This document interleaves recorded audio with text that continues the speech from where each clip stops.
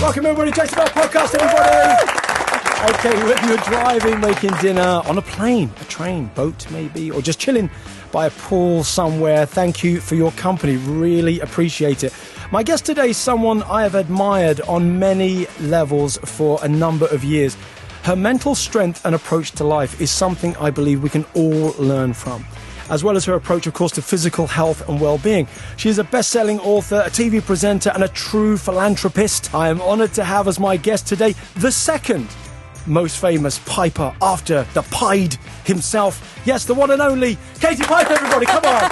It's Katie Piper. What intro. Well, it's not bad, is it? No, it's not bad at all. Listen, I really appreciate... I can't believe, actually, that I'm getting the opportunity to sit here with you and talk to you. The first time I became aware of you and what you do was it was on This Morning, and I remember it was linked to David Beckham because I'm a huge Beckham admirer as well. And then after that, it was a few years, and I'd just been watching you from afar. Sounds like stalkerish, doesn't it? It was a little bit, yeah, it was. I was like, damn, I've been sussed. But then I remember it was one Christmas, and I was in Morzine actually at my sister-in-law's snowboarding and stuff, and I just remember checking my phone, and on Twitter, I saw on Twitter at the time, and you'd sent a message, and there was my book. You got my book. Somebody got it for Christmas, and I remember being disproportionately excited, and I remember going, oh my God, Katie Piper's got my book. And it's funny because I remember many things about that Christmas, but that is one of the main things that I remember, because your mental strength and attitude to life is something that I said it in the intro that I think we can all learn from. And actually, I'm interviewing you now on the back of, literally, you've just done a 10K. Yeah, on Sunday it was, yeah. You just did a 10K run. And that was... I'm a bit stiff actually today. I thought I wouldn't be, but yeah. Well, that's the thing as well. We might as well kick off with exercise. They might as well do that as well, because this is essentially a health and fitness podcast, although, let's be fair, if you've listened to any of these in the past, you'll know they can go off on several tangents. Who knows? So did you train for the 10K? Is it a length that you normally run? Well, life's changed because I've got two young girls now. So when I was single, I used to go running for all different reasons, and I had lots of time.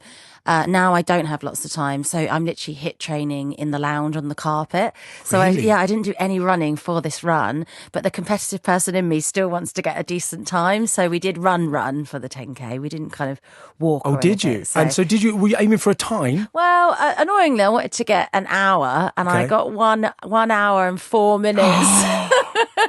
But in my defence, it was bloody hot. But, it was good. We raised lots of money. So yeah, you did, for the Katie Piper Foundation. Yeah. That leads us into that as well. If people want to find the Katie Piper Foundation, when was it set up? What inspired you and all that kind of stuff? So set it up 10 years ago, and it was because I had brilliant acute care on the NHS. They saved my life, and if it had been America, as a family, we wouldn't have been able to afford my treatment. It's as simple as that. Millions of pounds worth of treatment. But there's a big gap in this country for rehab and rehabilitation. So burn rehab in this country would be like a tub of E45 cream and an A4 sheet of massage and stretching. And that's not a criticism of the NHS, because they do burns brilliant, and they can't do everything, and burn care is for the rest of your life.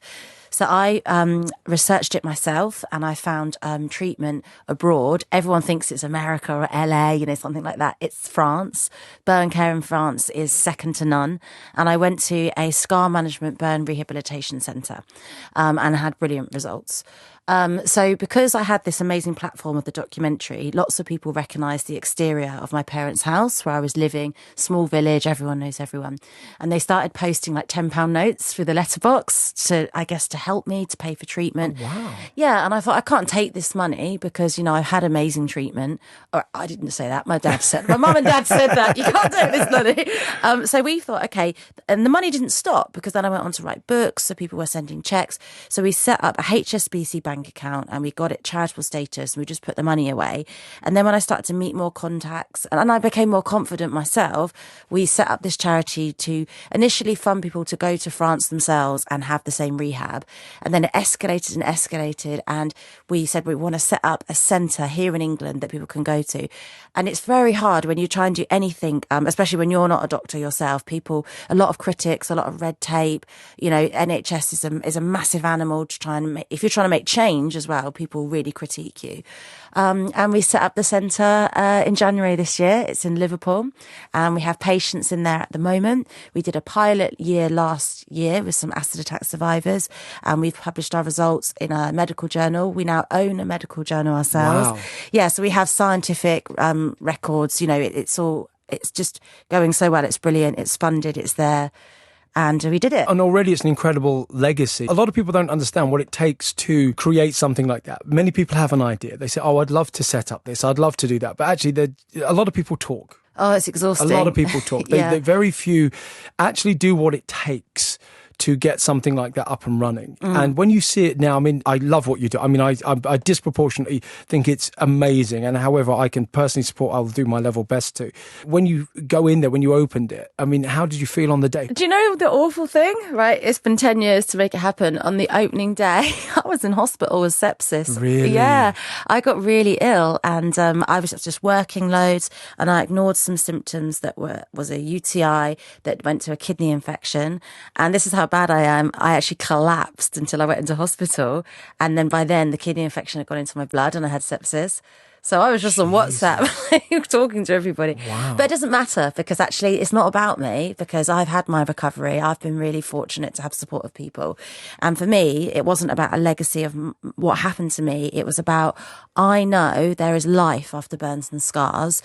I know we can't eradicate scarring because it's a permanent disfigurement, but we can change the quality of people's lives. So the centre is very much about physical treatment that has been scientifically proven, but there is I really like the word well-being because it makes it sound not necessary, but there is a kind of social inclusion well-being element of, we have an intimacy therapist. How do you have sex once you've burnt your genitals? Okay. We have cooking classes. How do you cook when you're scared of fire? We have social interaction. We have sport, because once you get burnt, you can't sweat. So how do you exercise again? So we have all the practical stuff, because you can't just have a life-changing trauma and go back into society. It doesn't happen. You end up at home, agoraphobic, addicted to alcohol, drugs, and you're physically fixed. You can tick a box on data sheets to say you didn't die of your injury, but you're not fixed. You're not ready for society. And that's why I knew we needed this hand-holding sort of man in the middle to get people back into the world. As well as everything else that you do, does nutrition and exercise play a part? Yeah, I mean, it's difficult, isn't it? Because everybody's different. I can only talk from personal experience about what worked for me. So when I was in the acute stages of my injury, I knew protein would really help me heal. And I needed to gain weight because I was in a coma, so I lost muscle mass as well. And then after my injury, I decided to kind of take personal responsibility and research things. Yeah, that's why I got that juice book and the juicer. Right. So I wanted to help my eyesight, my skin, my circulation, my depression, my anxiety. Well, we were talking just before this as well, and there's something that you thought you told me years ago, which I hadn't realised until you told me just before we were talking now. Was when you came on the retreat. So Katie came to Juicy Oasis a few years ago, and actually you got some stick for coming. Yeah, because well. some people are quite wrongly, I guess, because they don't understand it, No, they don't understand. I think that's the key thing as well. I mean, like I said, you put your car in for a service, nobody picks on you. You put your mind and body in for a service. For some reason, people pick on you. But you weren't coming to lose weight at all. You were coming for a mind and body kind of cleanse. Yeah. And also, I'm an open-minded person. If something's safe and it can help you, then I want to research it and try it, because why would I not? And sometimes I'm always careful when I mention stuff like this, because it sounds like praise the juice, it's a miracle, and I'm always careful. When we film Super Juice Me, those that watched it will know that everybody had great results, and that was one of the challenges. I was rather hoping two people wouldn't have great results because it would give it balance, but nature's nature, and it was kind to everybody. But you had your eye. Tell me about your eyes when you came and when you left. Yeah, so my eye injury originally was blinded in both eyes. I had irrigation and steroid treatment in my right eye, and I've got 75% sight in my right eye. My left eye, unfortunately, couldn't be saved because my cornea, the surface of the eye, was melted all the way through.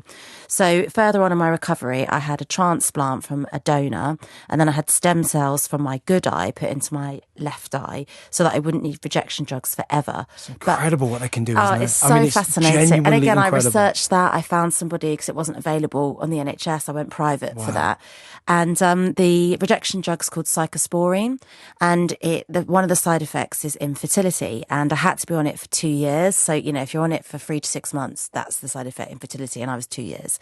And it was really funny when I was sort of told about the pros and cons. I was single, and my love life wasn't going very well, because it's quite hard to have a love life when you're facially disfigured at 24. And I thought, do you know what? I can't even find someone to text back, so I don't think I'm going to have kids anyway. So I'll just take the drug and I'll cross that bridge when I come to it. And if I am lucky enough to meet somebody, then I could always adopt. And I'm quite an accepting person. I thought, if I'm going to be infertile but I can see again, I'm okay with that. And then fast forward a few years, I met my now husband Richie, and we came to the retreat together. Richie, he's a fit puppy, isn't he? Yeah, he's fit. He's got the abs. So we came to the retreat. We did 7 days of juicing. We loved it. And when I came back, I had an eye appointment with my eye specialist who'd done the transplant. I had the best results I've ever had since the injury on reading the eye charts. So my actual vision had improved, and my stem cells had multiplied in my bad eye, which had never happened. I didn't have any defects or excess scar tissue.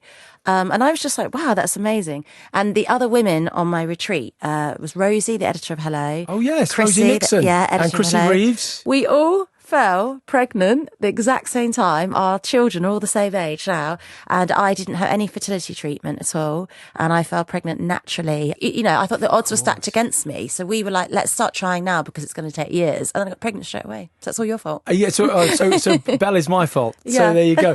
So when it comes to juicing on a daily, do you do juice cleanses? Do you ever do like 3 days? Do you ever juice in the morning? What's the day in the life of Katie Piper, nutrition wise? Come on. Give it to us. The reason I love it, because I'm a really busy person, I'm always on the go. So I don't like eating from petrol stations. I don't like getting to work, and having a biscuit because I don't have time to eat. So I will make it in a reusable cup, and I will carry it, and I'll have it at like 10, 11 o'clock in the morning. Also, if I'm going to be going to events where it's all canapes with no nutrition in that food, if I've had things like spirulina or wheatgrass in my juice in the morning, I kind of feel like I've got it in the bank. Yeah, I know, yes. And it's there, my insurance, and it does help my eyesight. It does help my problems with my esophagus. I'm not anti-drugs, and I've got people I've met from my foundation that need antidepressants, and that's not a failure. And if they hadn't been able to use them, they might not be here now. Sure, so absolutely. I definitely don't demonize drugs. And what I'm about to say isn't gloating and isn't like a medal or anything, but I have never ever used one antidepressant or one anti-anxiety pharmaceutical product in the whole time through what's happened to me. Seriously, Never. everything that you've been through, and you haven't used one. No, and I'm not saying like that's brilliant. Oh, and everyone should be like that, because actually drugs really do save lives and help people. But for me, it wasn't my path, and I was quite depressed, and that's why I got the juicer and the juice book, because I thought, well, I've read that diet, vitamins, vegetables, fruits really help, and I had a lot of swallowing problems as well, and I thought, if I can make these really punchy juices packed with all this stuff, I wonder if it will help. And I don't want to be cliche because I'm on your podcast, but it did stop me feeling depressed, and it did help me. Yeah, and I've heard this from several other people over the years, and there's one thing that I don't say in any of my books or anything else. I mean, because it's all anecdotal until some scientific study's been done, but it's not just one or two. There has been several hundred people that have said, actually, my mental health improved at the same time. Yeah. And I think that, and this isn't a cure for mental health issues or anything else, but what I'm saying is everything passes through your head office of your brain. So therefore you can't, if you're going to, put junk within your bloodstream, it must pass through your mind too.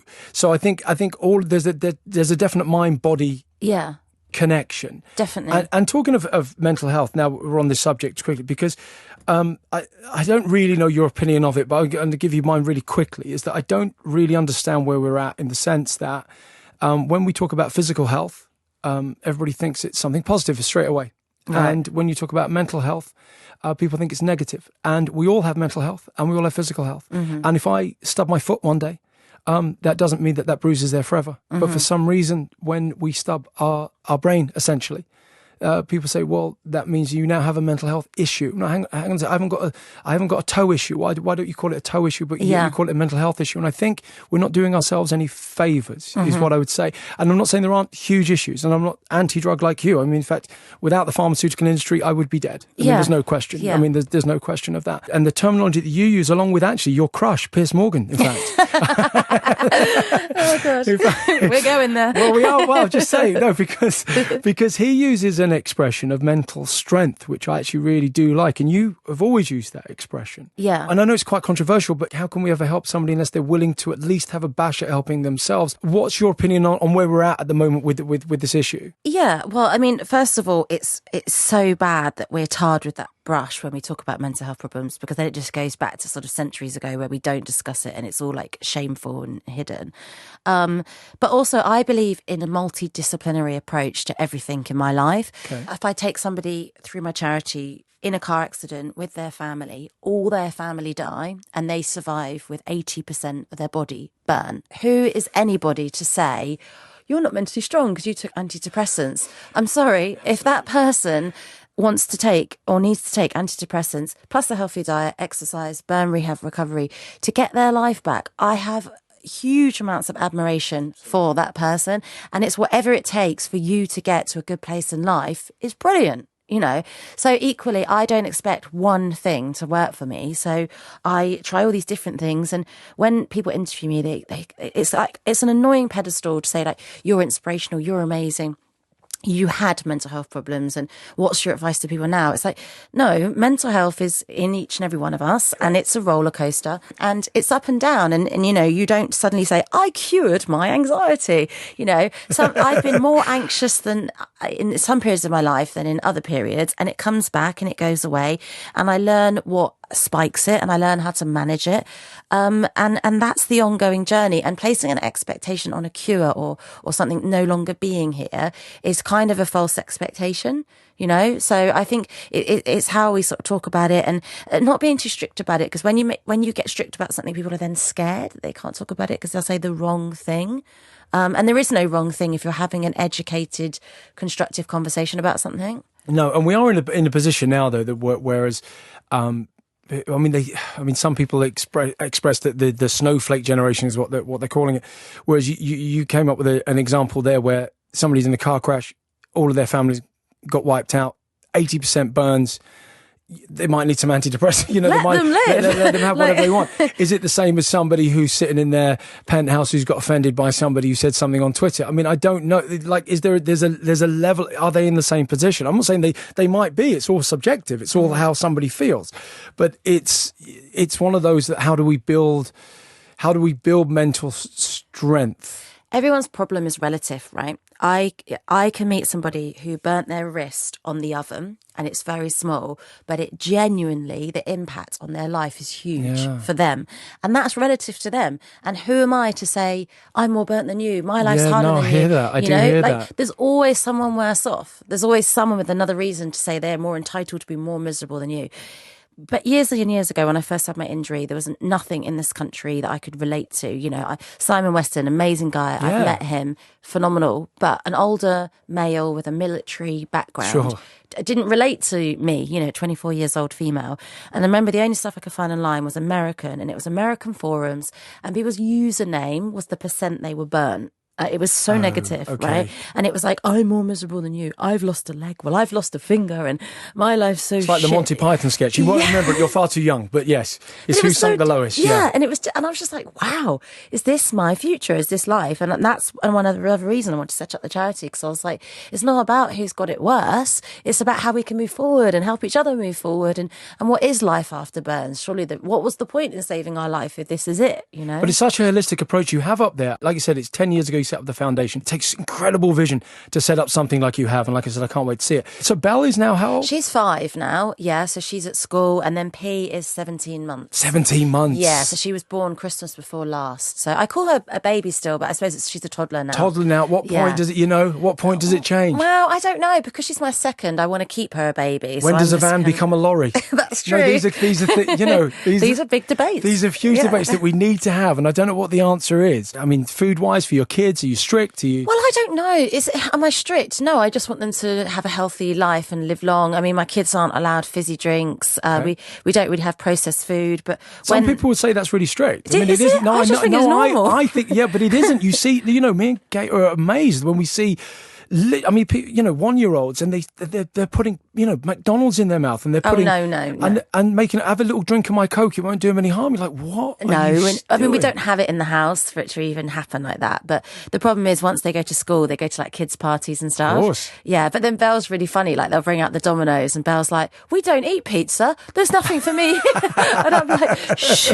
We were at gymnastics the other day, and we were getting her ready in the waiting room, and someone was eating sweets, and she went, "They're bad for your heart." Oh, you see, yeah, she's going to drive everybody mad. Yeah, but she does like sweets, and we do let her have sweets. She goes to parties, she gets the party bag, but it's just not in our weekly shop in the house. It's like when something like an occasion, a party. I mean, Kate spoke about, you can only be so good for so long. You can only be an influence for so long, because at some point, and it changes, I believe, at the age of something like 9, 10, 11, certainly in their teenage years, where you're no longer the biggest influence at all. And it becomes their peer group, whatever they're doing, and that's the way it is. As healthy as my mom was and wanted me to be healthy, in the end, I was walking along the street drinking cans of Tennant Super and Special Brew and Thunderbird and smoking and everything else.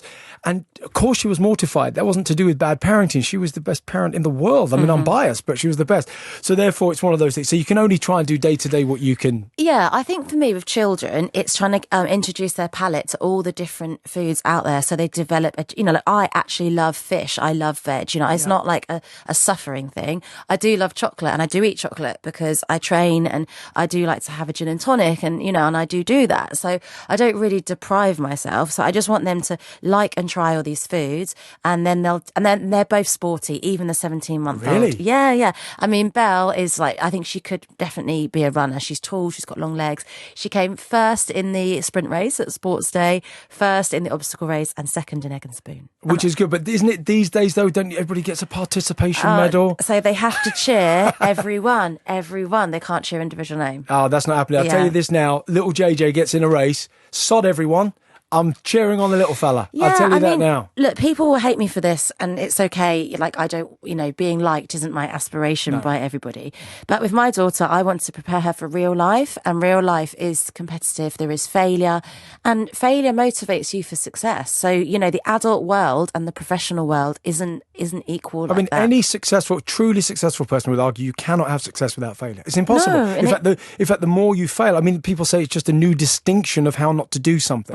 That's what they say about Edison with the light bulb, that he 999 times of how not to invent something, but then but it's all working towards how to do it, and so there's no real failure. The ultimate failure is not trying, and I think the ultimate failure is not wanting to win. I only feel failure when I let myself down. So if I released a book and it didn't get to number one, can you imagine? I can't imagine it ever happening. No, but if how many books have you written, by the way? 7 now. Wow. Yeah. So, but if I released a project and it wasn't particularly that successful in terms of sales, I wouldn't see that as failure. But if when I'd made that project, I'd been hungover every day, submitted stuff late for deadlines, not really done my best, then I would see that as failure, because it's about turning up and giving your all and being your best, and then it's good enough for you, and that's the kind of principle I work on. Yeah, I agree with that. If I'm playing a game of tennis and I felt like I have had a good game, even if I've lost, then I'm still happy with it. Yeah, because I've had a go. Yeah, I've at least had a go, and that is success. I do believe that you haven't got always come first.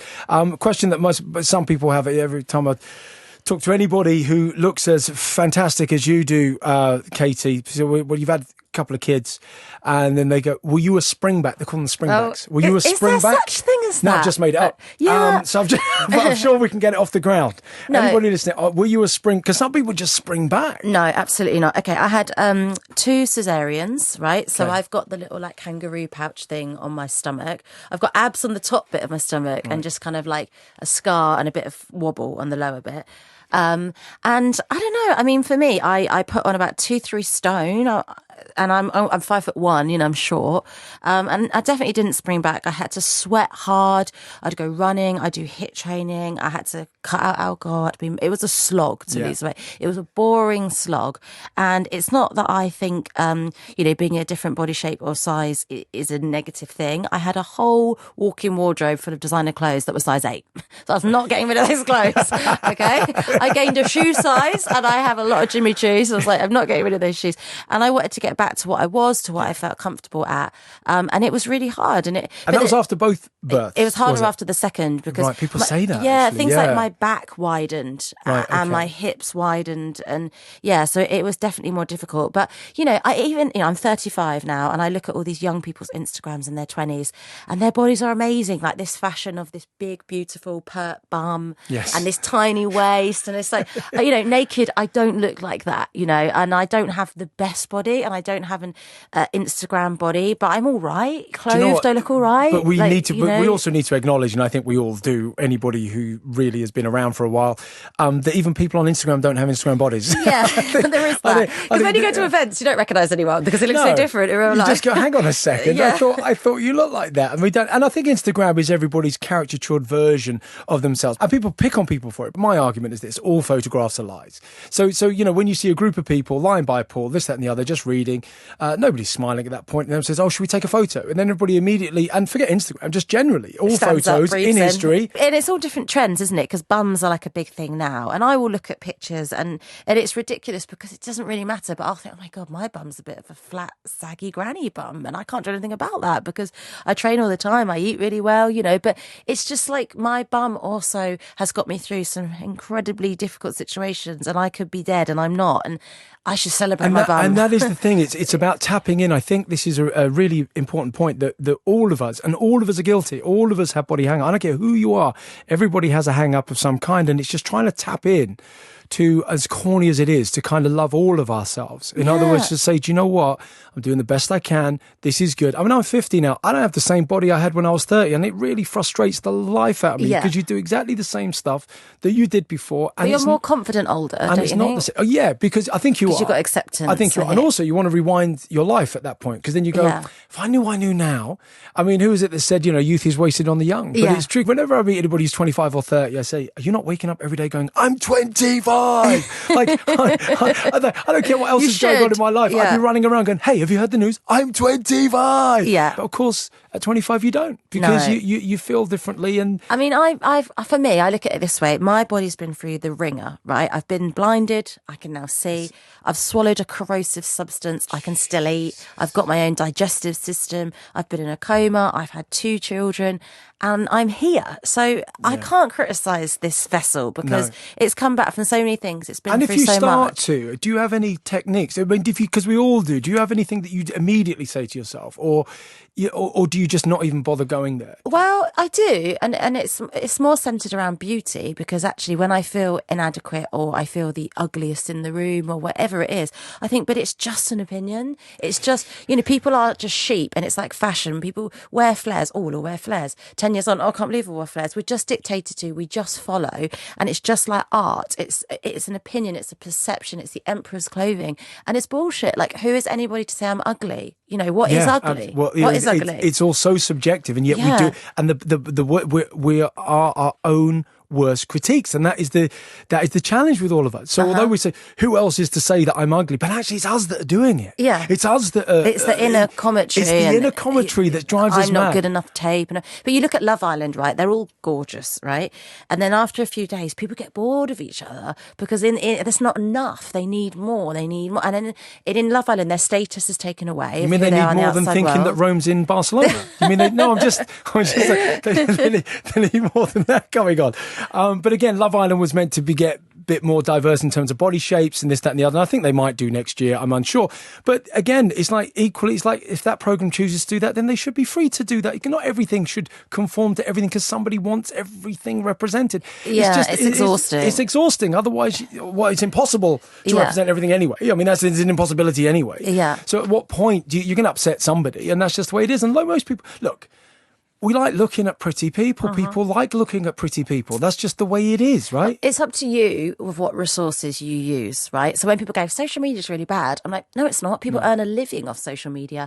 People promote great messages. People share reading material.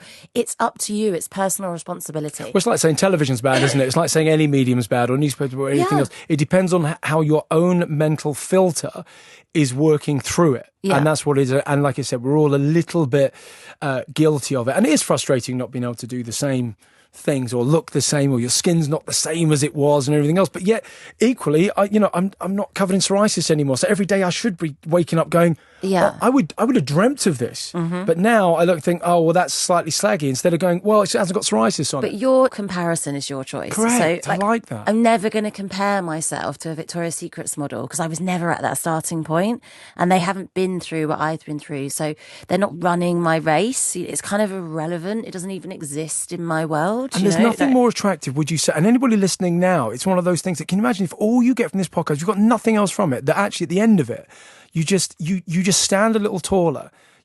And you embrace who you are, and you don't pick on yourself every 2 minutes as your own worst critique. And understand that you just said is that we're all running different races. The most attractive, admirable thing in somebody is somebody that goes out there and just beats the shit out of life and does it, and everyone looks on and they're like, I wish I had the balls to just be myself. Well, I'll bring it back. I mean, I'm not going to let go of this crush that you got on Piers Morgan. The thing is, he's so confident. When I went out and said I had a crush on him, this is a good example, right? Loads of people were like, I'm unfollowing you, you're a terrible person. And I'm like, cool, you definitely should unfollow me. Not because at the end of the day, because I said I admire some things about him, doesn't mean I agree with every single political stance he's put out there. And guess what? To admire somebody, you don't have to agree with everything they say. See, I admire Piers because he says the truth, he sticks by it, and he won't be rocked by popularity. And he won't crumble. And how far does the crush go? Is it a case of car keys in with you and Rich? I mean, Richie met him. We went to 2 weeks ago. We went to Simon Cowell's summer party. Oh, hang on. I'm picking that up. Name drop. I'm picking that up off the floor. That was a big one. Oh, well, he's a big supporter of ours. He actually helped us make the centre. Oh, really? He's the patron. He's a lovely man, charity. by the way, isn't he? Yeah, he's really actually kind. a really lovely man. He practices kindness and abundance. So we were at his summer party, and Richie came head to head with Piers Morgan. Really? So yeah. And what did he say? There was no car key swap. That's what we're saying. No, at that point. Well, I met his wife also, who's actually super you lovely. need her involved if there's car keys involved. You don't understand how it works, do you? Swingers party. Well, you heard it here first, people. This is going to be a Daily Mail headline. This is going to be yeah. I could chat to you like forever and ever and ever. I know you don't like to say that and I know you're so humble. It's like you don't consider yourself special. You don't consider yourself anything. You have helped shape so many people's lives. And again, you will never even know, I bet, tons of people through your books and now through the centre.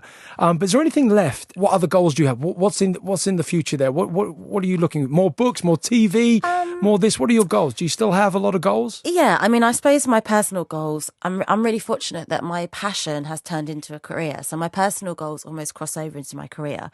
I've got this kind of really strong belief that actually, we are bigger than a disfigurement. We are bigger than beauty. And actually, we concentrate so much on the exterior and the muscles that we want to show from the inside on the outside. But the biggest muscle is the mind, and it fascinates me. It can overcome so many things. Well, man looked at me and wanted to destroy me. Man can't. It's not physically possible. They can you can only touch what you can see. You can touch somebody all over. You can never own another, because your spirit, your soul, your mind, these forever remain intact and untouchable if you are in the driving seat. Yes, and that's a very big if.